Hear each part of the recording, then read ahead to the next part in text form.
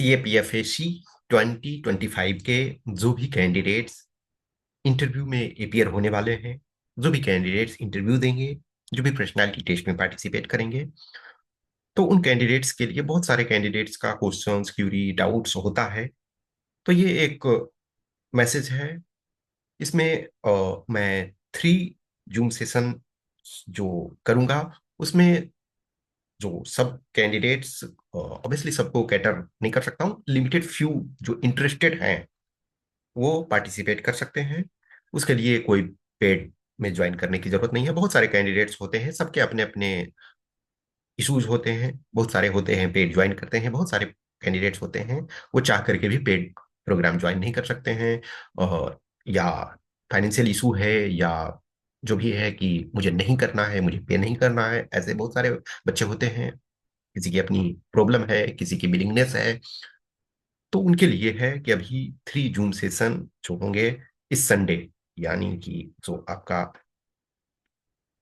21 दिसंबर, तो Sunday, Monday और Tuesday, 3 days continue at 5 PM, approx 40 minutes का ईच सेशन होगा।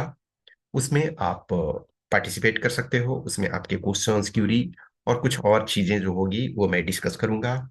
देखो, जो बहुत सारी चीजें मैं ओपन में डिस्कस करता हूँ, लेकिन सारी चीजें मैं ओपन में डिस्कस नहीं कर सकता हूँ। कुछ कैंडिडेट्स, जैसे कुछ सेलेक्टेड कैंडिडेट्स होते हैं, कुछ ऐसे कैंडिडेट्स होते हैं जिनके मैं जो बहुत सारे इंफॉर्मेशन है वो मैं डिस्क्लोज नहीं कर सकता हूँ, मैं डिस्कस नहीं कर सकता हूँ। बहुत सारे कैंडिडेट्स के मॉक इंटरव्यू आपको ओपिनियन में देता हूँ, बहुत सारे कैंडिडेट्स के मैं नहीं दे सकता हूँ, और उसके कुछ कारण होते हैं। लेकिन जब क्लोज ग्रुप होता है तो बहुत सारे जो टॉपिक्स हैं, बहुत सारे इशूज जो हैं, वो जो हम ओपन में डिस्कस नहीं कर सकते हैं वो ग्रुप में कुछ और चीजें डिस्कस कर सकते हैं। तो इसके लिए जो भी कैंडिडेट्स, देखो, जो हमारे पेड प्रोग्राम में होते हो उनके लिए तो सारे सेशंस जो भी होते हैं वो सब में अलाउ।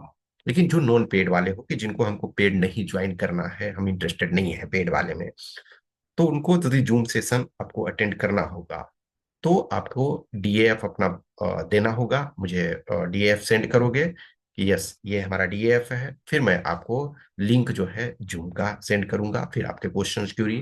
क्योंकि जो भी कैंडिडेट्स सेशन में पार्टिसिपेट करते हैं तो मुझे उनके बेसिक चीजों के बारे में जानने की जरूरत होती है। ऑब्वियसली जो कैंडिडेट्स पेड वाले में हैं तो उनका तो हमारे पास डीएएफ ऑलरेडी होता है, बहुत सारे नॉन पेड वाले का भी हमारे पास एवरी टाइम डीएएफ होता है। लेकिन जो इंटरव्यू है, पर्सनालिटी टेस्ट है, तो किसी कैंडिडेट के लिए आंसर क्या हो सकता है, क्योंकि क्वेश्चन सेम होने पे भी आंसर डिफरेंट डिफरेंट हो सकता है। ये डिपेंड करता है कैंडिडेट पर। तो इंटरव्यू जो है, पर्सनालिटी टेस्ट है, उसमें एवरी कैंडिडेट अपने आप में यूनिक हो, आप अपने में एक कंप्लीट इंटिटी हो। ये पेपर राइटिंग पेपर नहीं है कि सबको एक ही क्वेश्चन मिल रहा है और सबसे उसी स्टैंडर्ड का आंसर एक्सपेक्टेड है। खास करके पेपर 1 में तो सबके लिए सेम आंसर है, यदि सही होगा तो सबके लिए सेम होगा, गलत होगा तो सबके लिए एक पार्टिकुलर ऑप्शन गलत होगा। लेकिन पेपर 2 में फिर भी थोड़ी फ्लेक्सिबिलिटी है, लेकिन इंटरव्यू में ज्यादा आपका वेरिएशन होता है, क्योंकि हर कैंडिडेट के पास यूनिक है, यूनिक सेट ऑफ क्वेश्चंस होंगे। कोई भी 2 कैंडिडेट्स के perfect same set of questions नहीं होंगे। और यदि perfect set of questions same भी हो, यदि हाइपोथेटिकल हम ले, तब भी आपके आंसर अलग होंगे। हर कैंडिडेट के सेम क्वेश्चन पे ही अलग आंसर होंगे, और एक्सपेक्ट किया जाता है उसमें से कुछ क्वेश्चन जो फैक्चुअल होते हैं, ऑब्वियसली उसमें से तो फैक्चुअल आंसर दोगे, लेकिन अदरवाइज एक्सपेक्टेड होता है। तो इस वजह से जो भी कैंडिडेट्स को लगता है कि हमें ज्वाइन करना चाहिए, हमें अटेंड करना चाहिए, तो वो आप कर सकते हो।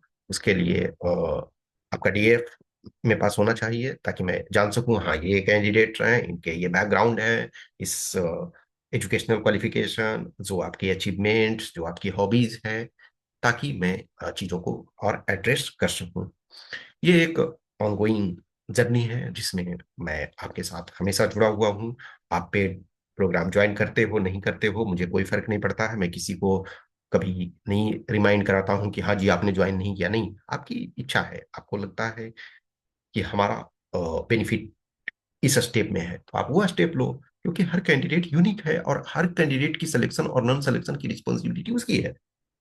आप चाहो भी तो सिलेक्शन होगा, इसकी गारंटी नहीं है। लेकिन चाहना तो आपको पड़ेगा, कोशिश तो आपको करनी पड़ेगी, एफर्ट तो आपको डालना पड़ेगा। अब in spite of all preparation everything करने के बाद कोई इंटरव्यू में नहीं अपियर होगा तो यूपीएससी जबरदस्ती सिलेक्ट नहीं कर देगी। लेकिन आपने अच्छा परफॉर्म किया, इंटरव्यू में अच्छे मार्क्स आए, फिर भी आपकी गारंटी नहीं है सिलेक्शन होगा या नहीं होगा, तो रिस्पॉन्सिबिलिटी ओनस ऑन यू। आपको अपने आप में सीरियसनेस दिखाना होगा, और आपको अपने कॉस्ट बेनिफिट एनालिसिस करने की जरूरत होती है कि हम एक्स्ट्रा टाइम पुट करते हैं, एक्स्ट्रा एफर्ट लगाते हैं तो हमारे कुछ मार्क्स बढ़ सकते हैं। कुछ ऐसे कैंडिडेट्स हैं, नहीं ठीक है मैं कर लूंगा कर लूंगी। तो आपको डिसाइड करना है, आपको अपना करना है। मैं एज ए एक मेंटर फैसिलिटेटर जो कुछ हो सकता है वो मैं करने के लिए तैयार रहता हूँ।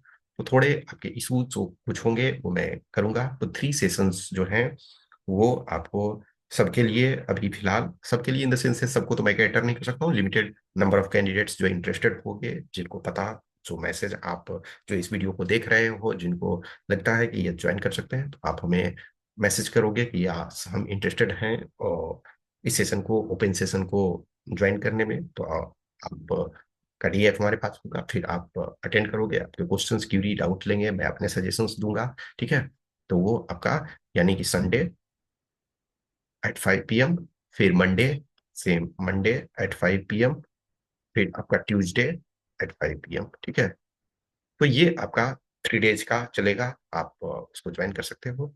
Okay, thank you. कुछ भी क्वेश्चंस क्यूरी के लिए मोस्ट वेलकम।